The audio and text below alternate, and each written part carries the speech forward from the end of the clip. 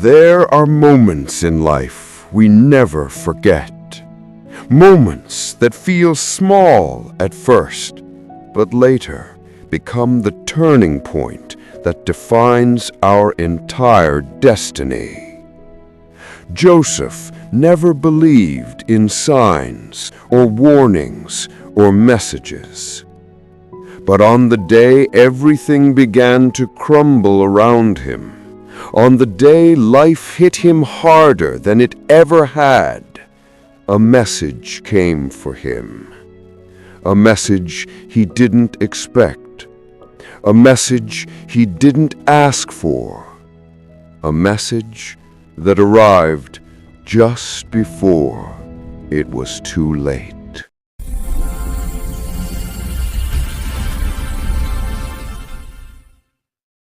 Joseph grew up in a quiet village surrounded by red soil roads, mango trees, and scattered mud houses. Life was simple, too simple, he thought. Like many young men, he dreamed of more. He wanted success, he wanted respect, he wanted to prove himself. But in the process, he pushed away the one person who cared most, his father. His father was a quiet, humble, patient man, not rich, not educated, but wise in ways that only life can teach. He used to say, "Son, life will always warn you, but it won't always wait for you." Joseph never listened. Joseph wanted to do things his own way. He left home at a young age, chasing dreams he wasn't prepared for. He made friends who destroyed him. He wasted money he didn't have. He chased shortcuts that led nowhere. Years passed. Then one morning, Joseph received the call that shattered his world. His father was gone. He didn't get to say sorry. He didn't get to say thank you. He didn't get to ask for forgiveness. That pain followed him everywhere. No matter how far he traveled, no matter how much he tried to outrun his regret, his father's last words haunted him. "Listen before it is too late." But Joseph only understood that sentence years later, on the day life finally cornered him. One hot afternoon, Joseph returned to the village, tired, broke, and defeated. Nothing in his life made sense anymore. Everything he touched failed. Every plan collapsed. Every dream evaporated. He had reached the lowest point of his life. As he walked past the old mango tree behind his father's house, a strange wind blew, soft, steady, intentional. It felt like something was calling him, like something wanted his attention. Then he heard it. A voice, soft, calm, familiar. Joseph. He froze. He turned around quickly. No one was there. But the voice returned, clearer this time. "Joseph, the message is waiting for you." His heart pounded. It was the voice he missed the most, his father's. But how? Why now? Why after so many years? The voice whispered again, "My son, listen before it is too late." Joseph's legs weakened. He understood the message was waiting somewhere, but where? Then he remembered something he tried to forget for years: his father's unfinished house. The house stood at the edge of the village, half built, half abandoned, just like Joseph's life. His father started building it for him, a home for his future. But Joseph ruined everything before the house could be completed. For years, Joseph avoided it. It reminded him of failure. It reminded him of pain. It reminded him of what he lost. But now, something was pulling him there, like a force he could not fight. He swallowed hard and began walking toward the house. With each step, his chest tightened, his palms grew cold, his breath became heavy. When he reached the old wooden door, he hesitated. The silence around him was too perfect, too heavy. He pushed it open slowly. The dust filled the air, and sunlight pierced through the cracks in the roof, creating a single beam of light that fell on something in the center of the room: a wooden stool, and on it, a folded letter. His father's handwriting. Joseph's throat tightened. His hand shook violently as he reached for the letter. He sat down slowly and opened it. The smell of old paper and dust filled the air.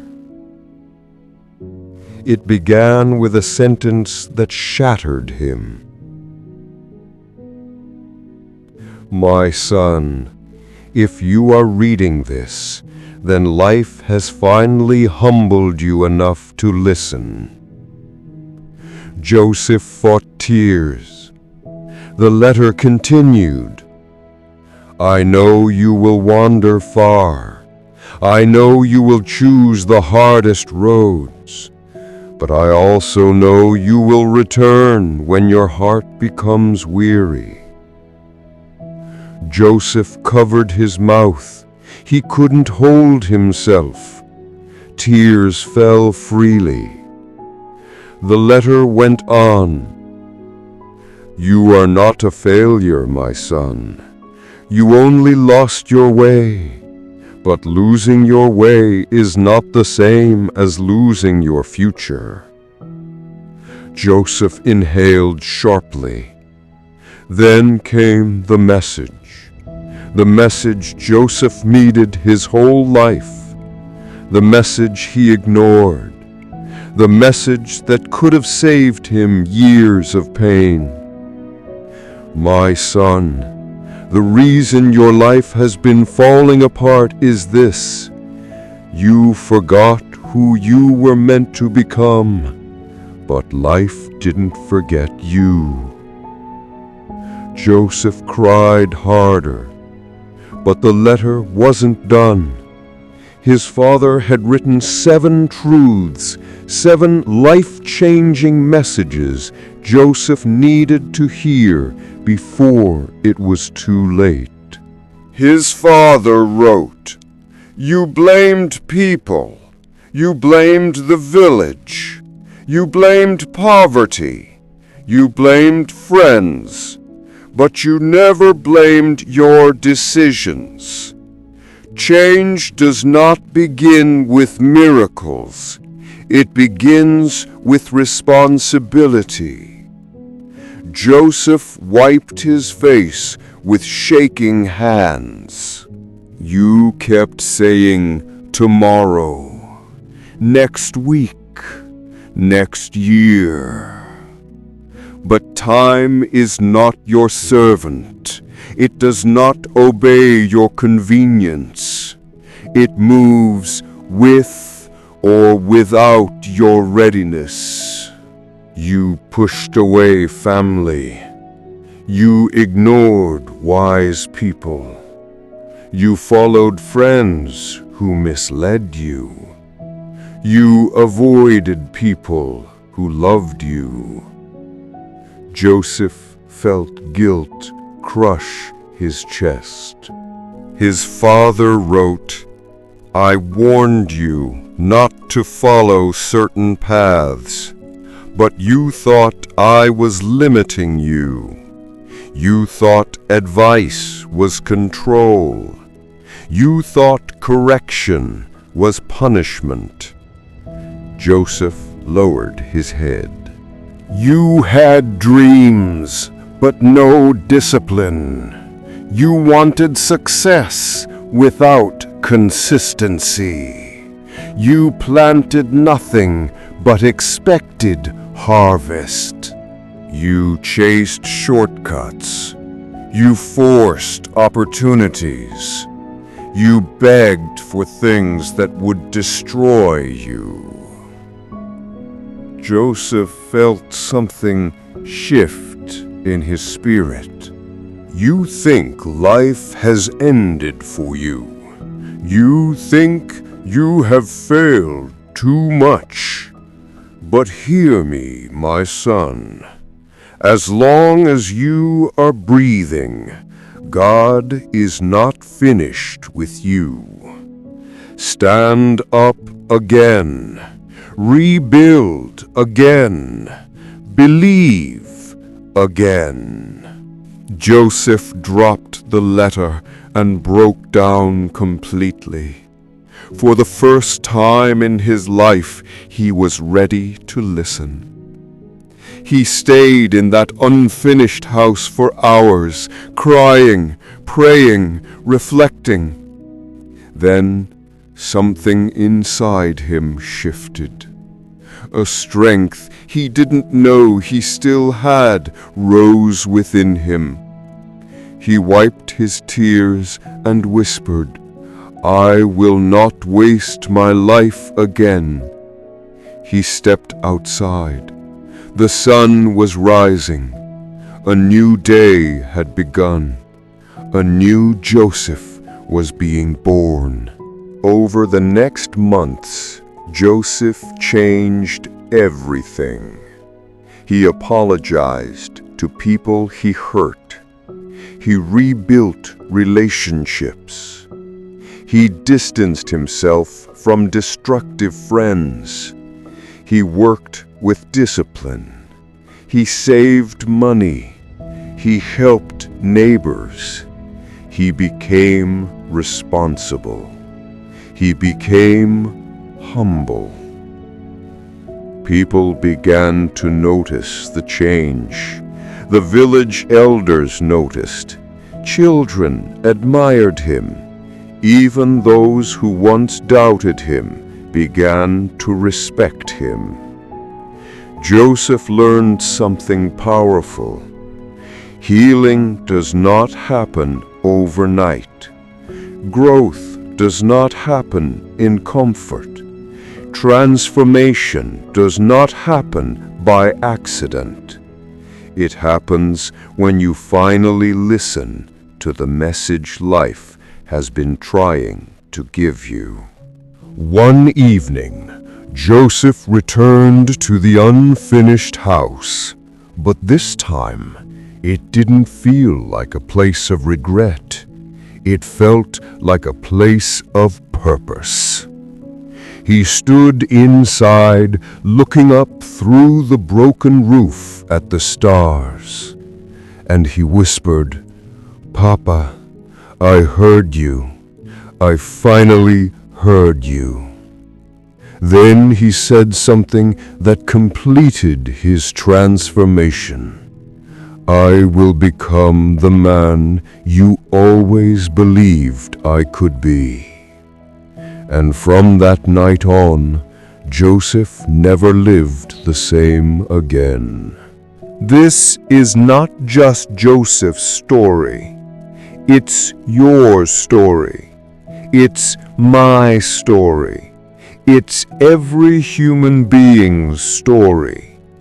We all get warnings. We all get signs. We all get messages.